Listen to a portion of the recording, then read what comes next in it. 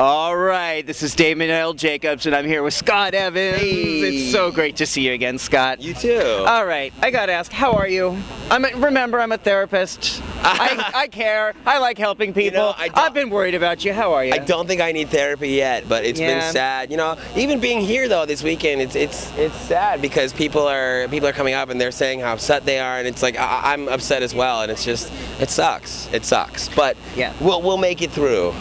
Yeah. How are you making it through? What are you doing to take care of yourself? Well, you know, back to the grind, back to auditioning and survive, trying to not focus on it. It's a bummer the way it all went down, and you know, having to find out right before the GLAAD Awards and the red carpet just became about, oh, it's canceled, as opposed to, oh, what a wonderful storyline you told. So it's a bummer, but you know, it happened, and it happens. It happens. I mean, you can't. People are mad, and I'm glad that people are mad, but people are outraged. But it happens, you know. Well, I think what's outrageous is, as you mentioned, the way it went down. And the way, apparently, you could clarify rumor or fact if you want to, but that you learned that you weren't going to be on the show through the internet. Right, but at the same time, like that sucks. It sucks that that's how I found out. But at the same time, I wasn't on contract, so they didn't need to call me to tell me, you know, you're fired or you're getting written off because me being fired is just them not calling me for more dates. So not being on contract, I think, had something to do with that. I was upset that you know, with what's such a huge storyline, with what I dedicated to the show and gave to the show, and that I didn't hear about it before it broke on the internet. I was a little upset about that, but you know, what can you do? Yeah.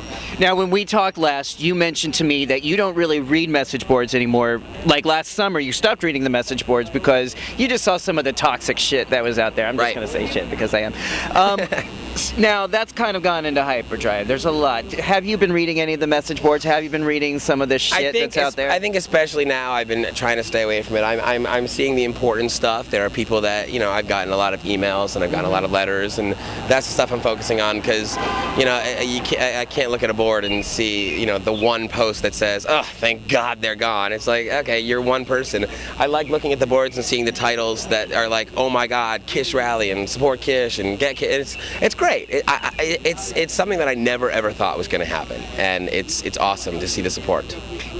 Is there anything that you have read that has been a flat, outright lie, or anything you would want to clarify that is just such? I don't know. You know, I'm not going to go there. Okay. I'm not going to go there right now. But okay. But what do you do with that energy, though, when you get negative energy directed your way? What do you do with that? How do you not totally absorb that? Any person that gets negative energy towards them, or negative comments, or negative anything, it drives them to do better and do better things and do more things. And you don't have to fight back. You don't have to fight the negative energy. You don't have to yell about it, but just continue to do what you do.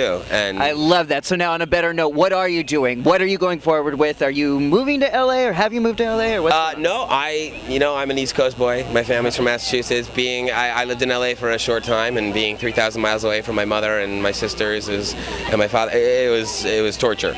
So I love this city more than anything in the world. I think, you know, I don't really have a plan for the future. LA, I might go there for like a month or two this summer, but we'll see. It's been an exciting audition season so far, so we'll see. Great. So you are auditioning in LA? Yeah. Okay. Yeah, I've gone there a few times to test for a few things, and things are going well, and we'll see. Awesome, awesome. I admire everything you're saying, and I have found in my own life that when people have said negative things, that it just kind of inspired. I'm a Taurus, so I'm stubborn. If people say shit about me, it just inspires me to prove them wrong and make it harder. Hey, you and me both. Virgo, Taurus. We are matching signs. Yeah. So we are absolutely in support of you at We Love Soaps. We can't wait to see what you do next, and I think this is only the beginning of what's going to be a very long career. You know, I hope so, and I hope people stick around and the fans stick around. Well, and what can't be changed is how much you have helped and inspired so many young people and older people too to just be who they are and authentic in their lives, and no one can take that away from us. No, I mean, I love it. It's fantastic. I can't even begin to, you know, thank the fans for being so supportive. All right, man. Well, thank you. This is Roger Newcomb with We Love Soaps, and I'm here with the man, the myth. Definitely the myth. Definitely the myth. Gregory Michael, yeah. Gregory Michael. From your Twitter. I love that you got that. You're always tweeting. I'm always tweeting. I love Twitter. Twitter's such a great tool these days. Right. You know, you can really keep updated on what's going on in world affairs. Yes. Besides being the myth, you're also the go-to actor in Hollywood for gay roles. I am. This is the second role I played that was gay. You know, it's just another facet of playing a character. Not a big deal, but you know. Right. So, obviously, you must have had a good experience on Dante's Cove to want to maybe take on another gay role after that. You know, I didn't think I was done. You know, they're totally different characters. Playing Kevin on Dante's Cove is so much different than playing Grant on Greek. Just like I said, it's a small part of the character that just happens to be gay.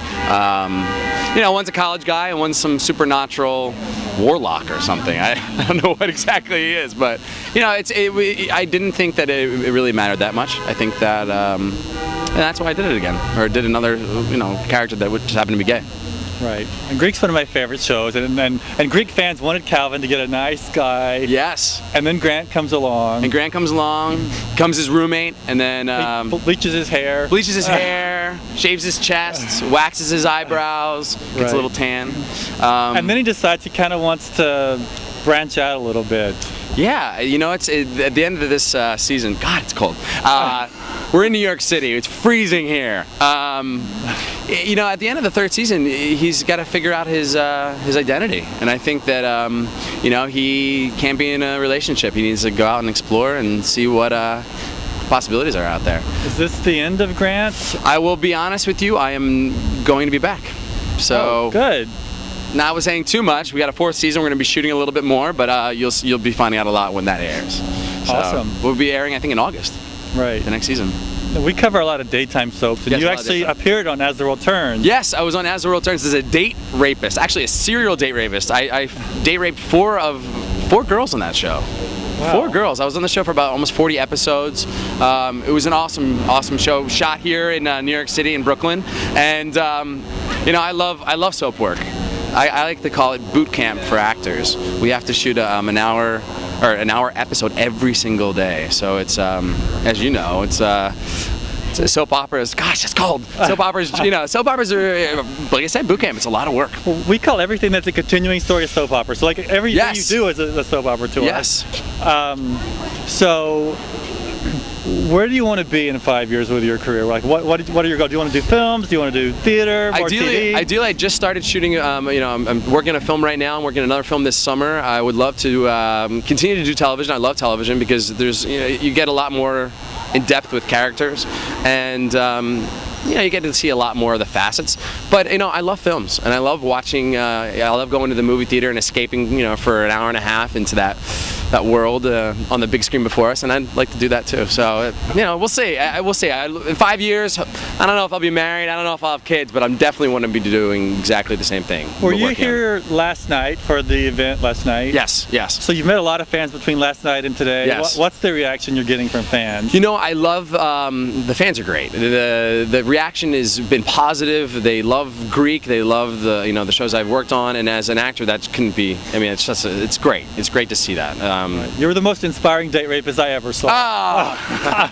Well, you know, from As the World Turns, when I was in As the World Turns, I was the good boy from next door, and then I turned and went to the evil side and started date raping all the girls. I remember women would stop me on the street, like older women with children, and you know, they were kind of my age, and they're like, "Get away from my daughter! She's off limits. You're not going to date rape her." Wow. Kind of wanted to date rape. What's it like working with the Greek cast? Like, the cast is awesome. The cast of Greek, it couldn't be better. I love working with Paul James. He and I have a really good relationship off screen. We go to baseball games all the time. We hang out. We go to clubs. We have, you know, and I'm really close friends with, you know, pretty much the whole cast. Spencer Grammer, she's a sweetheart. She was actually on As the World Turns. She was. She actually played the girl that I date raped. Oh, really? She came on. The actress that played Lucy Montgomery was played by Peyton List. I actually date raped Lucy Montgomery, but played as, you know, the person that played her was Peyton List at the time that I. Right, and then she went to college, and 6 months later, Spencer comes on as a doctor. Yes, and then Lucy Montgomery is a doctor, and yeah, but I date raped her. Wow. That's kind of weird. I remember going to set on for Greek, and I said, "You're on As the World Turns?" She's like, "Yeah." I said, I was on As the World Turns too. I think I date raped your character." She's like, "Oh my God!" I love that. I love it. All right. Well, thanks so much for your time. Thanks for freezing. I'm freezing my balls off. Can I say that? Yes.